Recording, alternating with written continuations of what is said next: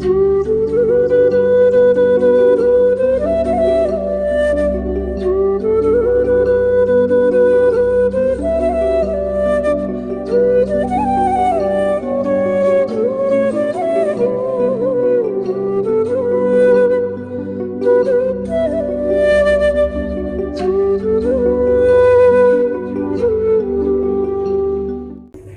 the stroke of the midnight hour, when the world sleeps, India will awake to life and freedom. आधी रात के समय जब पूरी दुनिया सो चुकी है, तब भारत जगा है जीवन और स्वतंत्रता के लिए। ये थे स्वाधीन भारत के पहले ऐतिहासिक शब्द। 14 अगस्त के रात का वो सच जिसे हर भारतीय जानना चाहेगा।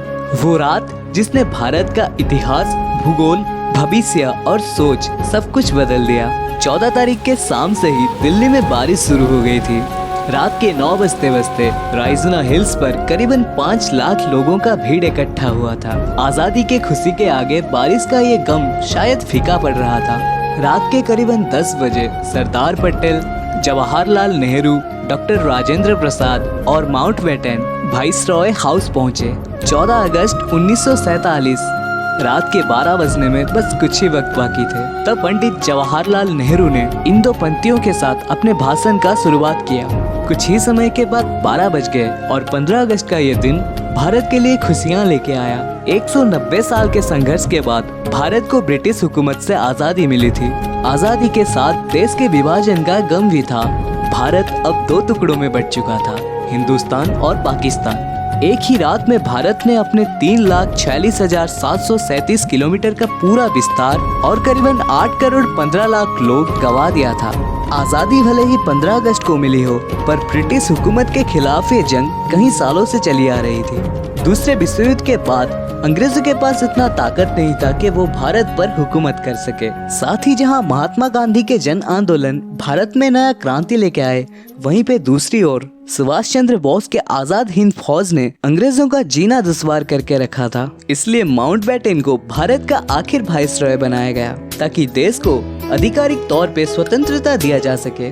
पहले 3 जून 1948 में भारत को स्वाधीनता मिलने वाली थी, पर तब मोहम्मद जिन्ना ने स्वतंत्र पाकिस्तान की मांग की, जिसके कारण हिंदू और मुस्लिम में सांप्रदायिक हिंसा देखने को मिला। तो इसी वजह से अंग्रेज भी भारत को जल्द से जल्द आजाद करना चाहते थे। कहीं ना कहीं वो भी ये चाहते थे कि भारत 2 टुकड़ों में आजाद हो, और ऐसा ही हुआ, जिससे भारत और पाकिस्तान 2 अलग अलग देश बने। पर स्वाधीनता के लिए 15 तारीख को ही क्यों चुना गया? तो जैसे हम भारतीय शुभ और अशुभ में यकीन रखते हैं, वैसे ही अंग्रेज भी इसमें यकीन रखते हैं। माउंटबेटन का मानना था कि 15 अगस्त का दिन शुभ है, क्योंकि इसी दिन 1945 को द्वितीय विश्व युद्ध के बाद जापान ने अपनी हार स्वीकार की थी और मित्र शक्ति के देशों की जीत हुई थी।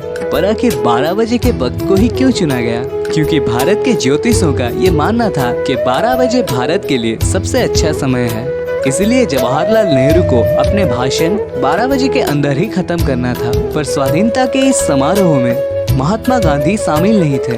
बंगाल और पंजाब में हुए हिंसा के बाद महात्मा गांधी दिल्ली से कोसों दूर बंगाल में अनशन पे बैठे थे। उनका कहना था कि अगर ऐसी आपसी हिंसा के बाद हमें आजादी मिलती है, तो मैं हिंदुस्तान के करोड़ों लोगों को ये कहना चाहता हूँ कि ये जो तथाकथित आजादी आई है, इसे मैं नहीं लाया। वहीं दिल्ली में जवाहरलाल नेहरू का भाषण खत्म हो चुका था और ठीक 12 बजे शंखनाद के साथ आरंभ हुआ भारतीय लोकतंत्र का।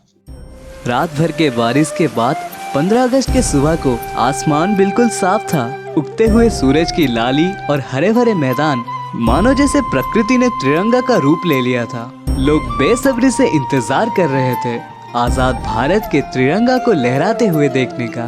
देश के तिरंगा को पहली बार जवाहरलाल नेहरू ने पार्लियामेंट सेंट्रल हॉल में लहराया था और सुबह 8:30 पे जनता के सामने ब्रिटिश राष्ट्र ध्वज को उतारकर तिरंगा लहराया गया था।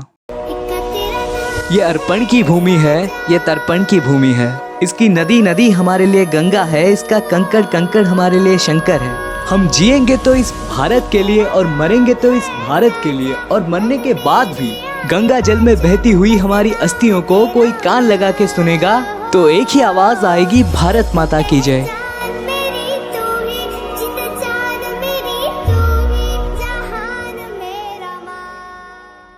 जिन वीरों ने आज़ादी के जंग में अपनी कुर्बानी दी। मैं उम्मीद करूंगा कि आप सब उन्हें याद करें और अपने दिल में उन्हें जगह दें।